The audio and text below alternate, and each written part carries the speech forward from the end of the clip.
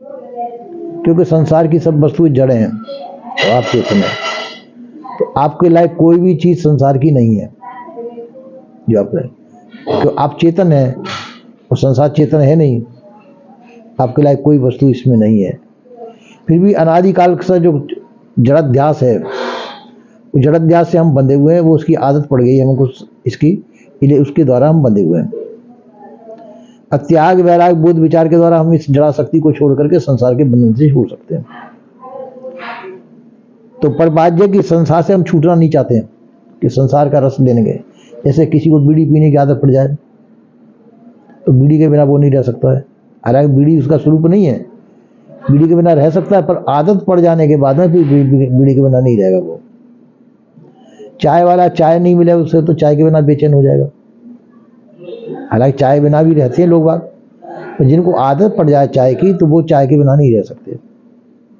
तो जिसको जो व्यसन की आदत पड़ी हुई है उस व्यसन की आदत के बिना वो नहीं रह सकता है। तो इसी प्रकार से संसार में जिनको संसार की आदत पड़ी हुई है, तो सभी को पड़ी हुई है ज़्यादातर, पर जो अपना कल्याण चाहते हैं वो संसार की आदत को छोड़ते हैं।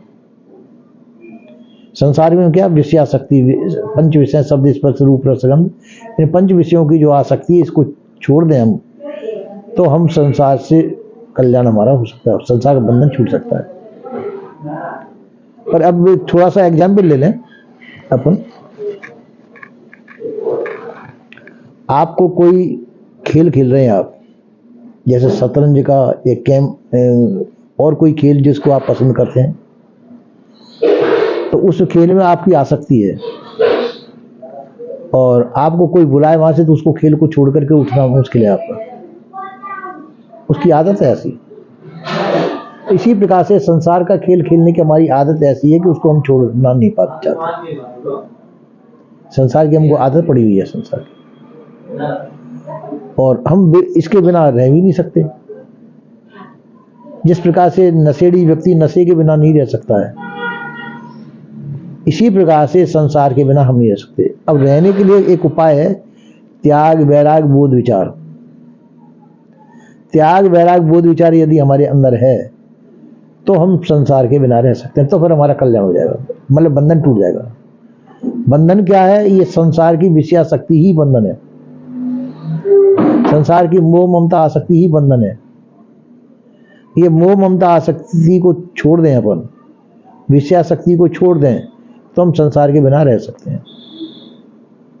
पर ये बहुत लंबे समय से होने के नाते से जो है आदत पड़ी हुई है, इसलिए उस आदत के बिना हम नहीं छूट सकते। तो उसको त्यागने के लिए हमको वैराग की अति आवश्यकता है। अगर वैराग होगा हमारे अंदर तो वैराग का त्याग वैराग बोध विचार ये सब चीजें होनी चाहिए, और ये हमको सत्संग से प्राप्त होती हैं। और सत्संग में हमारा मन नहीं लगता है। क्यों नहीं लगता? कि सत्संग हमने सुना नहीं है बहुत दिनों से। सत्संग सुना नहीं है तो उसकी आदत नहीं है हमको सुनने की, उसमें हमारी रुचि भी नहीं करती है।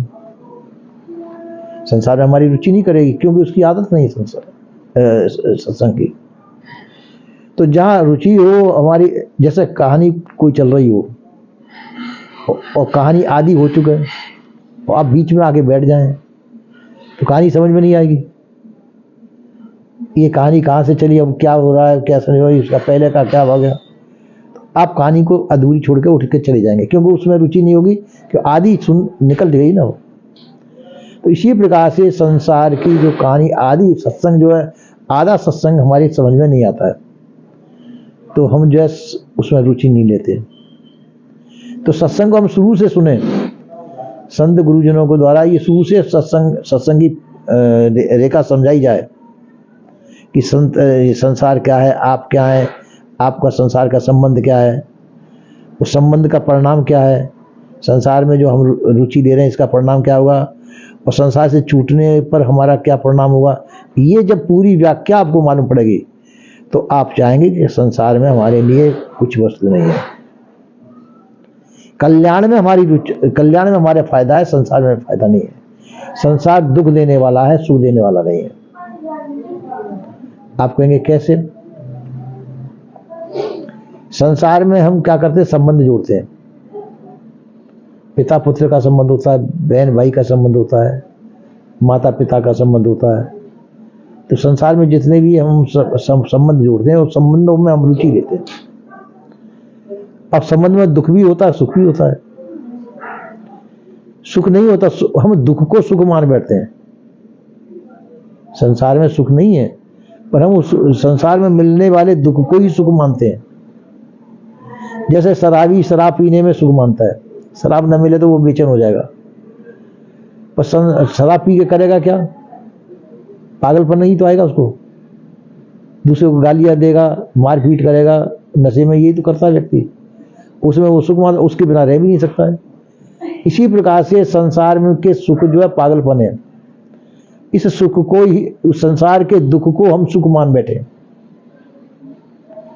और उसमें ही हम रुचि लेते हैं। जब हमको ये मालूम पड़ जाएगा कि संसार में सुख नहीं है, दुख है, संसार दुखों का घर है, सुख नहीं है, तो हम संसार में रहते हुए फिर संसार से उबर करके हम अपने आप का सुख देखेंगे। संसार के सुख सुख नहीं है तो हम अपना सुख देखेंगे, वास्तव में सुख क्या है। और वास्तव में सुख जो है हम सत्संग के द्वारा हम जानेंगे उसे। उस सुख को जान करके फिर उसकी प्राप्ति करने की कोशिश करेंगे। जब सुख असली वह है, हमारे अंदर सुख आपके अंदर मौजूद है, पर हम उसको ढूंढते बाहर हैं। जब ये मालूम पड़ जाएगा आपको कि सुख हमारे अंदर मौजूद है, बाहर सुख नहीं है, तो फिर हम उस सुख को अंदर ढूंढेंगे। कहते हैं कि वस्तु कहीं खोजे कहीं क्यों कर आवे हाथ, सज्जन सोई सराइए जो भेदी ले ले साथ। वस्तु कहीं दूसरी जगह पर हम ढूंढते कहीं दूसरी जगह पर, वो वहां मिलती नहीं है। तो हम क्या चाहते हैं? मरना कोई चाहता है क्या? सब लोग जिंदगी चाहते हैं, जीवन चाहते हैं, मरना कोई नहीं चाहता। तो आप भी अपना अमर जीवन चाहते हैं, मरने वाला जीवन नहीं चाहते। और शरीर का जीवन क्या है? मरने वाला जीवन। शरीर एक दिन छूटेगा कि नहीं? शरीर तो जीवन मरने वाला है ना, तो मरने वाला, तो हम मरना तो चाहते नहीं।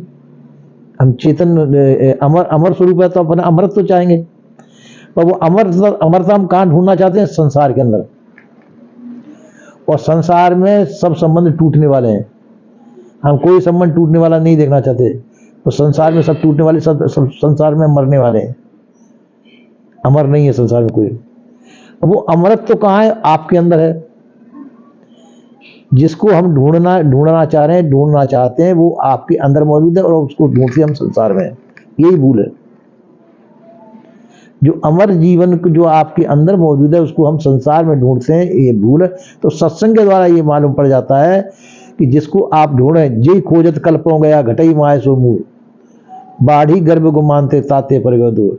जिसको खोजते खोजते अनंतों काल बीत गया, पर वो कहीं मिला नहीं, क्योंकि वो है आपके अंदर और हम ढूंढते बाहर संसार में। जो चीज आपके अंदर मौजूद है उसको हम संसार में ढूंढते, इसलिए वो चीज नहीं मिलती है।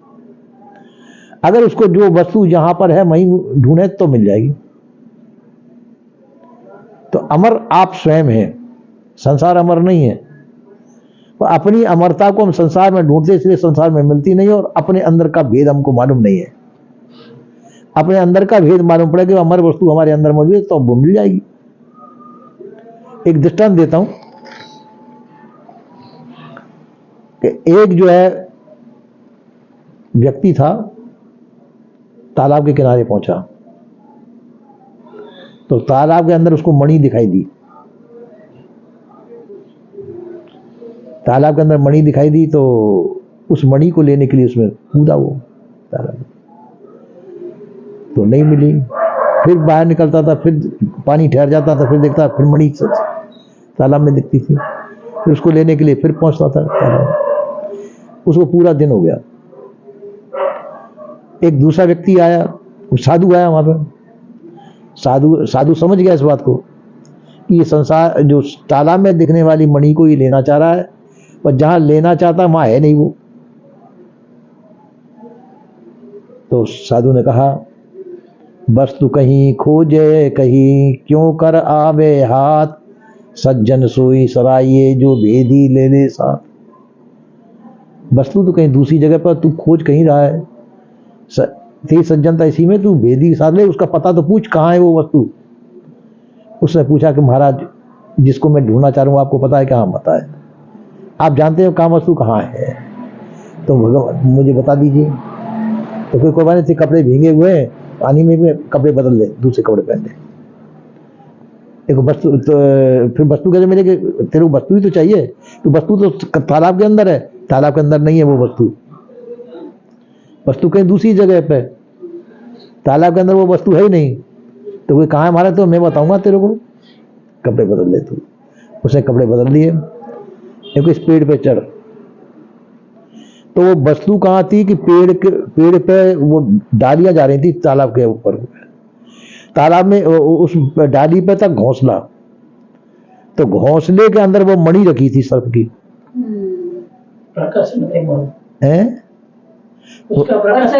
हाँ, वो मणि दिखाई दे रही थी तालाब के अंदर। तो वस्तु कहाँ थी, घोंसले के अंदर, और दिखाई दे रही थी कहाँ पे, तालाब के अंदर। मानिए तो अब जब इसलिए कर लोग तालाब में देखा जाए, तालाब में वो वस्तु थी नहीं।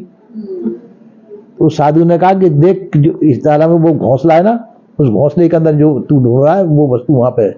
वस्तु कहीं पर ढूंढ रहा है, कहीं दूसरी जगह पर, तू कैसे मिलेगी तुझे। तो उसने कहा कि अच्छा महाराज ठीक है। वो ऊपर चढ़ा, घोंसले में देखा, उसको बड़ा सुंदर मणि दिखाई दे गई, ये बहुत सुंदर मणि है। उतर के आ गया, महाराज ये मणि तो आपकी कृपा से मुझे प्राप्त हो गई, अब तालाब वाली मणि मेरे को दे दीजिए। देखो अरे बेवकूफ, तालाब में मणि थी नहीं। मणि तो कहते तू ताला है वही थी। नहीं महाराज ये चालाकी नहीं चलेगी, अब तालाब सीधे ये मणि खोल, जब तक मेरे को ऊपर चढ़ा दिया और आपने तालाब की मणि निकाल ली आपने। तो जब कहा कि मूर्ख के सिखलावते ज्ञान गांठ का जाए, कोयला हो आज तो मूर्ख के पल्ला पड़ गए, तो मूर्ख को ज्ञान नहीं देना चाहिए। सही बात। तो फिर महात्मा जी की युक्ति थी, अच्छा ऐसा कर, तेरे पास जो मणि है इसको ऐसे तालाब के ऊपर कर। तालाब ऊपर किए तो एक देख वो दिखाई दे रही ना, कहा अब इसको हटा ले। तो मणि तेरे हाथ में है ना, हटा लिया। एक अब कहाँ है तालाब के अंदर, तो तेरे हाथ की मणि ही वृक्ष पे रखी थी, वो दिखाई दे रही थी, तालाब में मणि नहीं थी। इसी प्रकार से जो सुख हम ढूंढ रहे हैं वो सुख हमारे अंदर मौजूद है। ढूंढते हम हमको सुख को कहां पर, संसार में।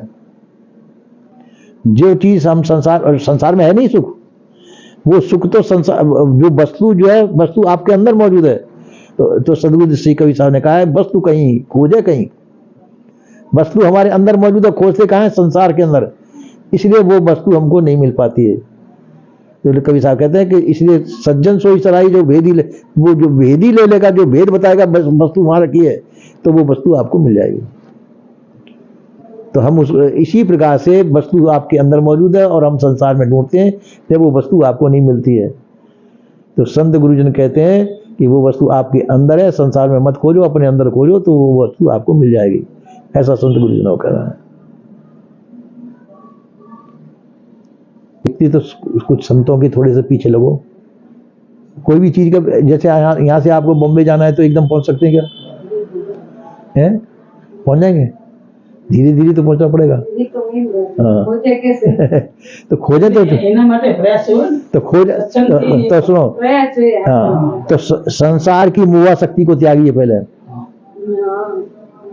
कि आपका मोह कहाँ कहाँ पर है संसार में। मोह ममता आसक्ति को त्याग दीजिए, विषयों की वासना को त्याग दीजिए। विषय पंच विषय शब्द स्पर्श रूप रस गंध, ये पंच विषय, इन पंच विषयों की वासना का त्याग कर दीजिए। और भ्रम भूल कल्पना को त्याग दीजिए। भ्रम भूल कल्पना कहाँ है, देवी देवता भूत प्रेत ईश्वर खुदा परमात्मा, इन कल्पनाओं को त्याग दीजिए। इतनी चीज को त्यागने पर आपके अंदर योग्यता